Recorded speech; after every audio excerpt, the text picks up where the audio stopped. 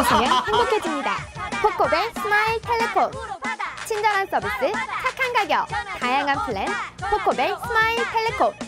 코크텔럼센터 1분 거리, 코코벨 스마일 텔레콤. 한인벨 공식 대리점, 코코벨 스마일 텔레콤.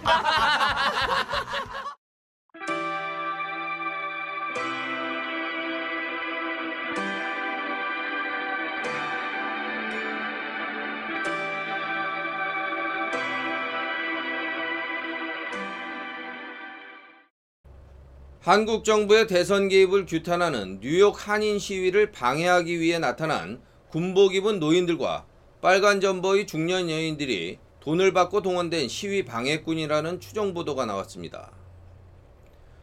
CNN이 보도한 내용으로 시민 리포터가 반대 시위를 직접 따라가며 르포 형식으로 작성한 것으로 이 기사가 사실이라면 한국의 정치 현실에 실망한 해외 한인들에게 더 큰 실망을 안겨줄 것 같습니다.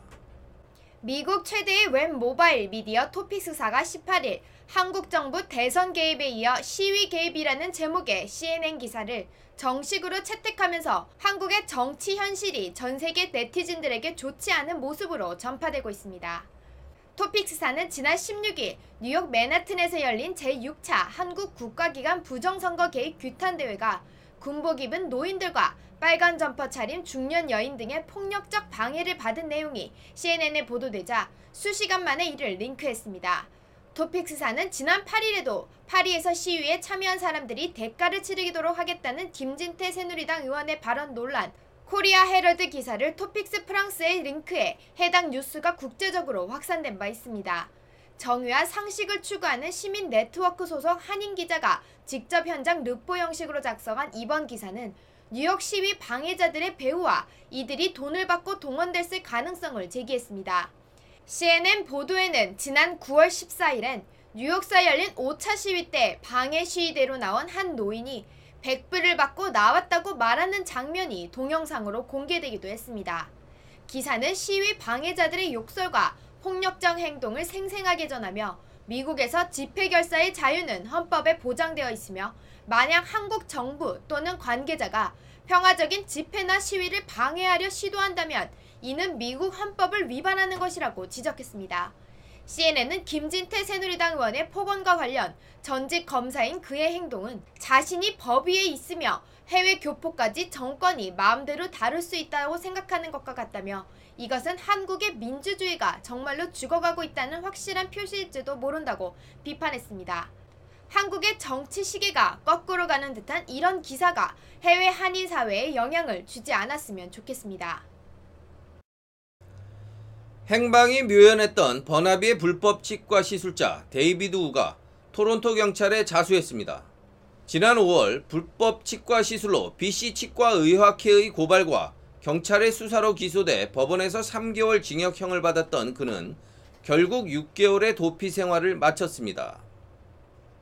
버나비에서 10년간 불법 치과 시술을 해온 혐의로 BC주 궐석재판에서 3개월 징역형을 선고받은 데이비드 우가 도주한 지 6개월 만에 토론토 경찰에 스스로 출두했습니다. 그는 지난 5월 BC 치과의학회로부터 고소를 당해 경찰의 불구속 수사를 거쳐 법원에 기소되었습니다. 하지만 그는 불구속 상태에서 도주하여 법원의 공판 기일에 출두하지 않고 사라져 $2,000의 현상금과 함께 지명수배되었습니다. 법원은 그의 죄가 충분히 소명됨을 인정하고 궐석재판으로 3개월 징역형을 선고해 데이비드 우는 기결 탈주범으로 캐나다 전국에 수배되었었습니다. 데이비드 우가 사라진 후 그가 해외로 거액의 송금 사실이 밝혀지고 해외 도주설도 나오면서 체포가 불가능한 것이 아니냐는 우려도 나왔지만 그가 토론토로 붙일 예정이었던 차량에서 치과 시료에 이용되는 도구들이 발견되면서 토론토로 도주한 것으로도 추정되기도 했습니다. 결국 그는 지난 주말 토론토 경찰에 자진 출두하면서 곧 BC주로 압송될 것으로 보입니다. 서리 교육청이 동성애 학생들을 차별과 박해로부터 보호하기 위한 호모포피아 반대 수칙을 채택했습니다. 호모포피아는 동성애자에 대한 혐오와 차별을 상징하는 안티호모 현상입니다. 하지만 이러한 현상들이 차별과 박해를 보호하는 상황을 넘어 자칫 동성애를 지지하거나 옹호하는 것처럼 비추어지지 않도록 경계해야 할 것 같습니다.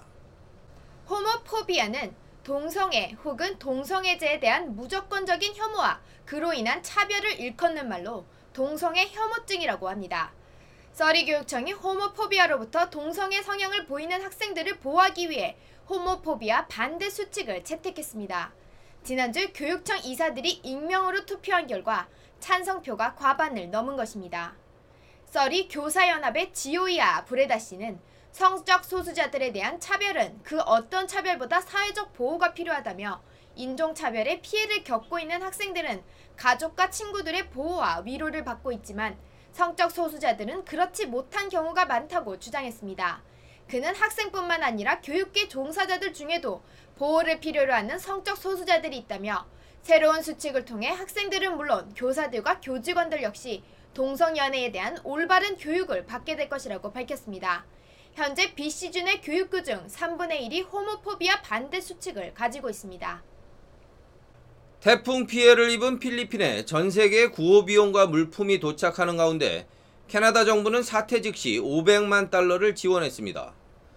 최근 스티븐 하퍼 총리는 필리핀 출신 이민 커뮤니티를 방문해 1,500만 불의 매칭 펀드 구호 비용을 추가로 지원할 것을 약속하기도 한 가운데 밴쿠버 이스트의 한 카페가 하루치 수익 전액을 구호 비용에 기부할 것이라고 밝혀 화제입니다. 밴쿠버 이스트의 헤이스팅 스트리트에 위치한 래핑 빈 카페가 지난 18일 수익 전액을 필리핀 태풍 피해자들에게 기부할 것이라고 밝혔습니다. 카페의 운영자인 웨인 버트랜드 씨는 이날 하루 동안 계산대에 들어오는 모든 금액이 적십자를 통해 태풍 피해자들에게 전달될 것이라고 밝혔습니다. 그는 다른 기부 방법도 있었지만 무관심한 사람들에게 이번 재해의 심각성을 알리고 싶었으며 마음이 따뜻한 단골 손님들을 많이 알고 있어 이들과 함께하고 싶었다고 말했습니다. 웨인 버트랜드 씨는 지난 2010년에도 하루 수익 전액을 IT 지진 피해자들에게 기부한 바 있는 기부천사입니다. 하루 수익 전액을 기부하는 것이 버트랜드 본인이나 가게 측에 부담이 되지 않느냐는 기자의 질문에 누군가를 돕기 위해서는 자신이 가진 것을 포기해야 한다며 사정이 여의치 않아 기부를 망설이고 있다면 우리가 태풍 피해자들과 비교해 얼마나 편안하고 풍족하게 지내고 있는지를 생각해보기 바란다고 전했습니다. 한편 밴쿠버 공원위원회는 적십자와의 협의를 통해 23개의 커뮤니티 센터에 모금함을 설치했습니다. 한인 사회에도 필리핀 태풍 피해 구호 움직임이 활발히 전개되고 있습니다. 지난 주말에는 한인들이 집중되는 마켓 앞에서 구호 성금 모금 행사를 펼쳤다고 합니다. 밴쿠버 무궁화 재단과 무궁화 여성회는 지난 16일 버나비 한난 슈퍼마켓 앞에서 필리핀 태풍 피해 구호를 위한 거리 모금 활동을 펼쳤습니다. 이 행사에는 따뜻한 정성을 보여주는 한인들의 온정이 이어져 1,486.15달러의 구호금이 모였습니다. 두 단체가 지금까지 모은 구호 금액은 총 13,106.15달러라고 합니다. 밴쿠버 무궁화 재단 무궁화 여성회는 오는 22일 필리핀 커뮤니티 모금 사업국으로 1차로 모아진 성금을 전달할 예정입니다. 무궁화 재단의 오유순 이사장은 이번 태풍으로 필리핀 사회가 많은 어려움을 겪고 있다며 한인 사회에서 정성을 모아 전달하면 그들에게는 큰 힘이 될 것이라고 말했습니다. 현재 무궁화 재단은 계속적인 모금 활동을 벌이고 있으며 소득공제 기부금 영수증 발급도 가능하다고 합니다.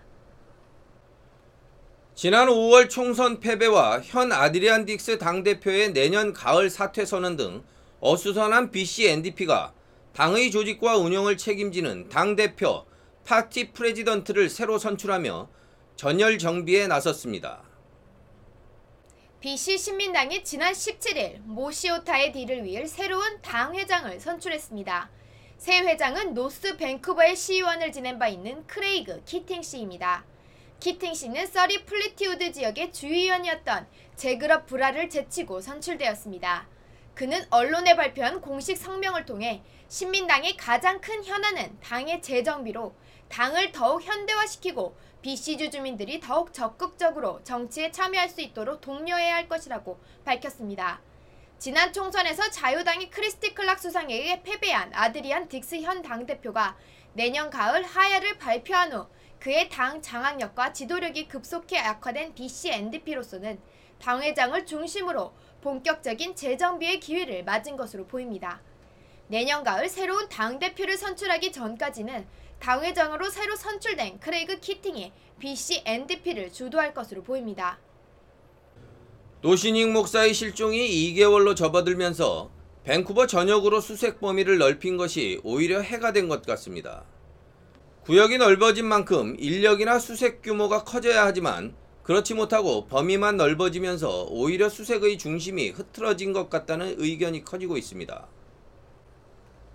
코키틀람에 거주하는 노신익 목사가 실종된 지 2개월이 지났습니다. 그동안 그의 가족과 경찰은 수많은 자원봉사자들과 힘을 모아 수색 작업을 함께 해왔습니다. 지난 10월 마지막 주에는 밴쿠버 이스트 지역에서 노 목사를 보았다는 제보가 이어지며 수색이 활기를 띠어 중점 수색 지역이 밴쿠버 전역으로 확대되기도 했습니다. 당시 헤이스팅 스트리트, 커머셜 드라이브 등에서 노 목사와 같은 인상착의의 남성이 이 지역 노숙인들과 함께 있는 것을 보았다는 목격담이 이어지면서 곧 노 목사를 발견할 것이라는 희망도 생겼었습니다. 그러나 3주가 지난 현재 아직 노 목사는 가족들의 품으로 돌아오지 못하고 있습니다. 수색 작업을 이끌어온 아들 샘 노 씨는 희망의 끈을 놓지 않고 있다고 말하면서도 앞으로의 수색 방향을 잡지 못하고 있어 많이 지쳐있는 상태라고 혼란과 피곤한 마음을 비쳤습니다. 그러나 그는 함께 해준 자원봉사자들이 아니었다면 이미 예전의 희망을 잃었을 것이라며 자원봉사자들에게 감사의 마음을 표현했습니다. 그는 밴쿠버 이스트는 물론 리치 메도우 지역으로도 수색 작업을 넓혀보았지만 아버지를 찾을 수 없었다고 말하며 잇따른 제보만 믿고 수색 지역을 넓힌 것을 아쉬워했습니다. 수색 지역이 넓어지면서 집중력이 떨어지고 수색팀의 체력도 고갈된 상황입니다. 수색팀과 자원봉사자들에게 더 큰 희망과 성원이 필요한 것 같습니다. 마약 동영상 파문으로 시장직 수행에 어려움을 겪고 있는 라퍼드 토론토 시장의 문제가 심각한 상황으로 전개되면서 캐슬린 윈 온주 수상도 사태에 대해 언급하기 시작했습니다. 지난주 토론토 시의회는 포드 시장의 시장직 사퇴 권고안을 결의하면서 온타리오 주정부에 사태의 심각성을 전달하기도 했습니다. 캐슬린 윈 온주 수상은 라포드 토론토 시장의 마약 스캔들로 인한 파문이 심각한 상태로 이어져 토론토시의 행정이 마비되는 상황에 이르면 주정부 차원에서 개입을 적극 고려하겠다고 15일 밝혔습니다. 그러나 윈주 수상은 개입을 결정하기 전에 시의회가 포드 시장의 직무 수행이 불가능하다는 것을 입증해야 한다고 강조했습니다. 윈주 수상은 스캔들 초기부터 사태를 주시했으며 포드 시장의 경찰 조사가 계속되고 시민들의 시장 직무 수행 반대 여론이 높아지는 것은 심각한 상황이라고 밝히기도 했습니다. 토론토 시의회는 지난 13일 포드 시장에 대해 직무 중단을 촉구한 결의안을 채택했으나 법적 구속력이 없어 포드 시장은 이를 무시하고 있습니다. 결국 시의회가 포드 시장의 직무 정지와 해임 결의안을 채택해야 하지만 토론토 시의회의 자유당, 신민당, 보수당 어느 쪽도 과반 이상을 차지하지 않고 있어 각 당의 이해관계가 정리되어야 가능할 것 같습니다. 토론토시 행정부를 구성하는 자유당 입장에서는 포드 시장 때문에 바닥에 떨어진 당의 지지율로는 다시 시장을 배출할 수 있을지 고민에 빠진 것입니다. 한편 신민당과 보수당은 이날 현재까지 이번 사태와 관련해 어떠한 공식적인 입장도 밝히지 않고 있습니다. 힐러리 클린턴 미국 전 국무부 장관이 밴쿠버를 찾는다고 합니다. 밴쿠버 상공회의소가 밴쿠버의 여성들에게 여성 미국 국무부 장관으로서의 이야기를 들려달라며 그녀를 초대했기 때문입니다. 힐러리의 방문 날짜는 내년 3월 5일로 예정되고 있습니다. 상공회의소의 이안 블랙 씨는 미국의 국무부 장관으로서 클린턴이 경험한 것들은 많은 젊은 여성들, 특히 리더십을 갖추고자 하는 이들에게 큰 도움이 될 것이라며 그를 초대한 배경을 전했습니다. 클린턴의 밴쿠버 방문과 모든 행사는 상공회의소의 우먼스 리더십 서클 프로그램이 관장하며 티켓은 상공회의소 회원은 $130에서 $400 사이, 비회원의 경우 $200에서 $520라고 합니다. 휘슬러 스키장이 지난 16일 개장되었습니다. 하지만 가장 인기가 좋은 블랙홈 스키장은 28일 개장 예정입니다. 본격적으로 시작된 겨울 추위와 함께 지난 16일 휘슬러 스키장이 개장되었지만 대표 주작격인 블랙홈 마운틴은 아직 개장하지 않은 상태입니다. 현재 휘슬러에는 크릭사이드까지의 곤돌라가 모두 운행을 시작했으며 1800피트 높이까지 이동해 스키와 스노우보드를 즐길 수 있다고 합니다. 블랙콘 마운틴의 경우 28일부터 곤돌라가 운행을 시작한다고 합니다. 미국에서 25센트짜리 희귀 동전이 지난 주말 경매에서 약 150만 달러에 팔렸습니다.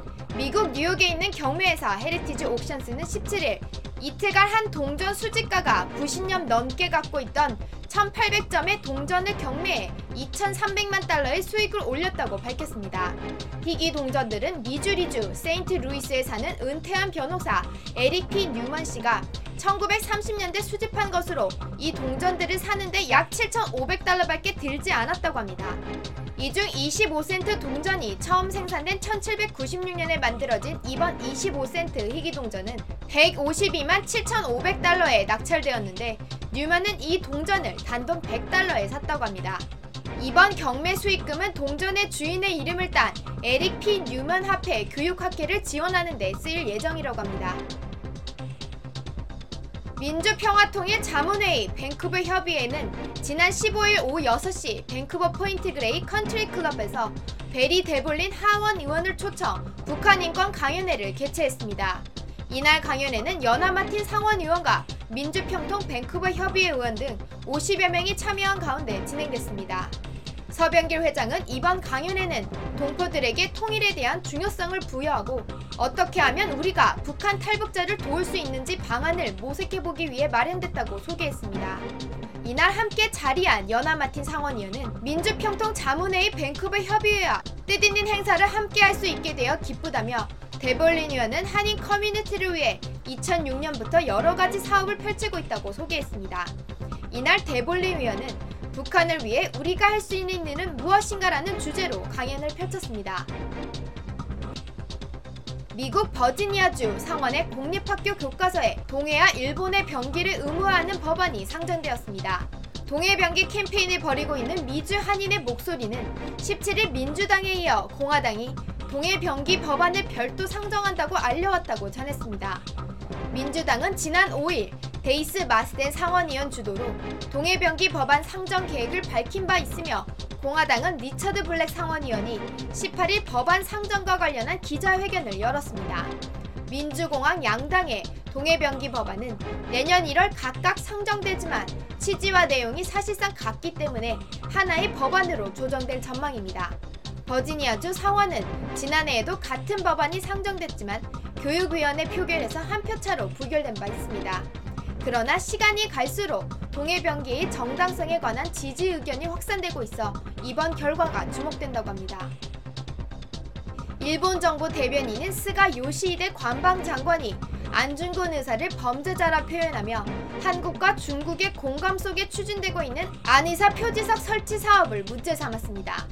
스가 장관은 19일 오전 기자회견에서 박근혜 대통령이 전날 방한한 양재츠 중국 외교 담당 국무위원을 만나 안중근 의사 비석 설치 작업이 중국에서 차질 없이 진행되고 있는 데에 대해 사의를 표현한 것과 관련해 이같이 밝혔습니다. 그는 일본 정부는 한국 정부의 안중근은 범죄자라고 밝히고 있다며 박근혜 대통령의 발언은 한일 관계에 도움이 되지 않는 일이라고 말했습니다. 이는 식민 지배가 합법적이고 정당했다는 일본 보수 세력의 인식을 대변하는 것으로 한일 간의 새로운 외교 문제가 될 가능성이 높다고 합니다. 이번 일에 대해 한국 정부는 대단히 유감이라고 강하게 비판했습니다. 한국의 연예인들이 불법 스포츠 토토로 검찰의 수사를 받고 있는 가운데 해외 한인들에게도 온라인 도박이 독버섯처럼 번지고 있어 큰 문제라고 미주중앙일보가 보도했습니다. LA의 한인 중독증 회복 선교센터의 이혜왕 선교사는 몇 년 전부터 한인 대학생들이 불법 포커 사이트 이용 등이 큰 문제가 되고 있다며 그간 상담했던 한인 중에는 부모의 신용카드 등을 훔쳐 도박을 한 후 많은 빚을 진 경우도 있다며 처음엔 공짜로 하라고 했다가 나중엔 판돈을 2배, 3배 불리는 수법에 당했다는 사람도 있다고 전했습니다. 중독증 센터에 따르면 온라인 도박은 주식 투자를 가장한 주식 도박부터 포커, 블랙잭, 바카라, 온라인 슬롯까지 다양하다고 합니다. 메이드 인 USA 제품이 미국 내에서 다시 인기를 끌고 있는 가운데 한인 의류업체가 디자인드 바이 로스앤젤레스 태그를 제품에 붙이기 시작해 눈길을 끌고 있다고 LA 중앙일보가 보도했습니다. LA 의류업계에서는 몇 년 전부터 메이드 인 USA 외에도 메이드 인 로스앤젤레스, 메이드 인 캘리포니아, 디자인드 바이 로스앤젤레스와 같은 태그나 라벨을 붙이는 업체가 늘고 있다고 합니다. 한인 의류업계는 지난 8월 가주 패션협회 1세 매챗 회장이 한인 의류협회 관계자와 만난 자리에서 이 같은 태그나 라벨 사용을 권장하면서 이를 적극 활용하려는 움직임이 일고 있습니다. 현재까지는 남성복 의류업체 이멘스 클럽이 한인 업체 가운데 처음으로 제품에 사용하고 있는 것으로 파악됐으며 여성 의류업체인 문스 컬렉션과 애슐리 등은 내년 봄철 상품부터 디자인드 바이 LA 태그나 라벨을 부착한다는 방침입니다. 태그나 라벨에 디자인드 바이 LA나 메이드 인 캘리포니아 등을 새기는 추가 비용은 거의 없거나 미미한 수준이어서 비용 대비 마케팅 효과가 크다는 것이 업계나 패션업계 관계자들의 이야기입니다. 업계는 이 같은 시도가 의류업계 전반으로 확산될 경우 전 세계 의류시장에서 차지하는 LA 한인 의류업계의 위상이 더욱 부각될 것으로 기대하고 있습니다. 뉴욕 중앙일보는 미국 태권도 연맹 회장단 소식을 보도했습니다. 미국 태권도 무도연맹의 연례총회가 16일 퀸즈 베이사이드 북창동 순두부 식당에서 열렸다고 합니다. 연맹은 이날 허응택 회장과 김진원 수석 부회장을 연임시키기로 결정했으며 정우진 이사장 등을 임명하며 집행부를 새롭게 꾸렸습니다. 또 지난 5월 업스테이트 뉴욕 올바니에서 열렸던 국기원컵 대회 재정 결산을 승인하고 2014년 향후 운영 계획을 논의했습니다. 총회에는 인디애나, 오하이오 등 14개 주 회장들이 참석했습니다. 미국 태권도 무도연맹은 올림픽 선수단을 선발 운영하는 미 올림픽위원회가 인정하는 유일한 태권도 단체이며 MAC는 USAT의 산하단체로 25개 주가 참여하고 있다고 합니다. MAC는 2014년 국기원컵 대회는 5월 알래스카에서, USAT MAC 전국대회는 10월 네바다주 라스베가스에서 진행할 예정이라고 이날 밝혔습니다. 시카고 중앙일보는 시카고 한인회와 노스이스턴 일리노이대와의 협력 양해각서 체결을 보도했습니다. 18일 시카고 한인회관에서는 서정일 한인회장과 노스이스턴 일리노이대 샤론 하스 총장이 공동협력 양해각서에 서명했습니다. 양해각서의 주요 내용은 양측이 내년 여름 오픈하는 엘센트로 캠퍼스의 공간을 한인회가 사용할 수 있도록 규정하고 있으며 향후 상호 협력해 나가자는 것입니다. 한인회관 인근에 위치하고 있는 이 대학에서는 한인회장 선거와 한인들이 주최하는 각종 세미나와 공연 등이 자주 열리고 있습니다. 또 미주 한인의 날 기념식도 마련됐었고 지난 8월에는 시카고 한인축제의 주 무대가 캠퍼스 내에 설치돼 많은 한인들에게 낯익은 곳이라고 합니다.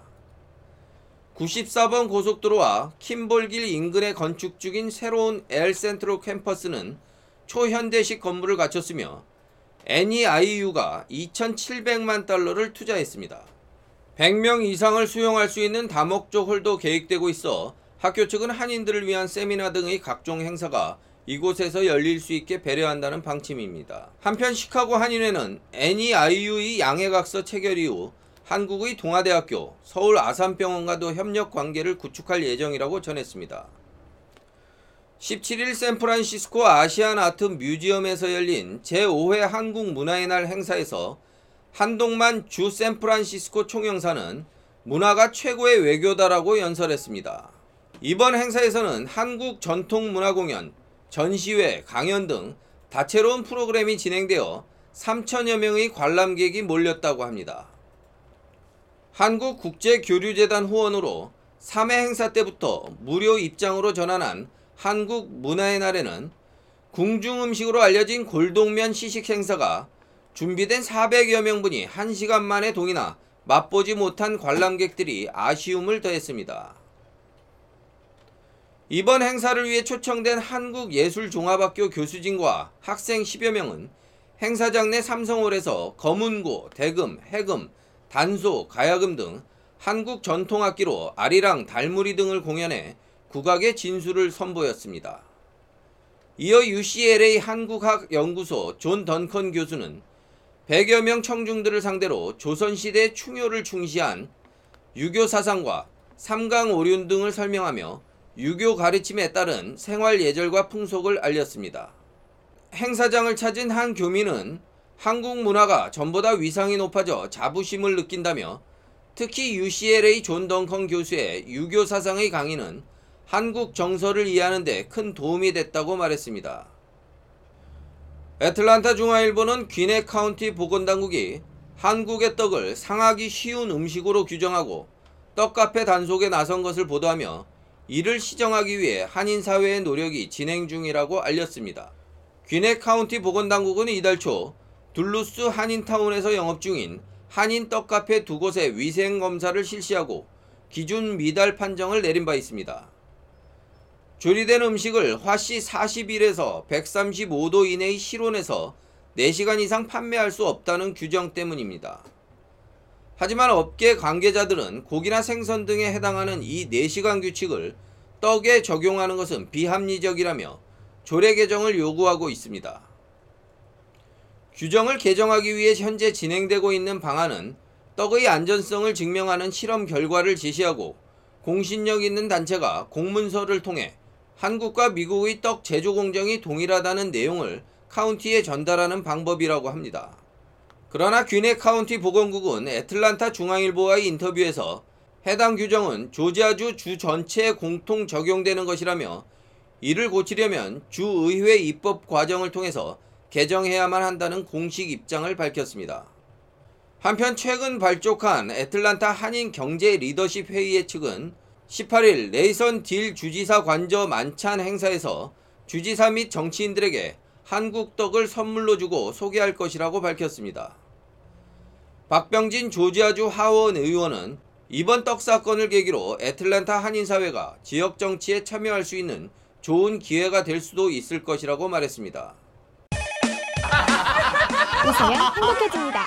코코벨 스마일 텔레콤. 친절한 서비스, 착한 가격, 다양한 플랜, 코코벨 스마일 텔레콤. 코키텔런 센터 1분 거리, 코코벨 스마일 텔레콤. 한인벨 공식 대리점, 코코벨 스마일 텔레콤.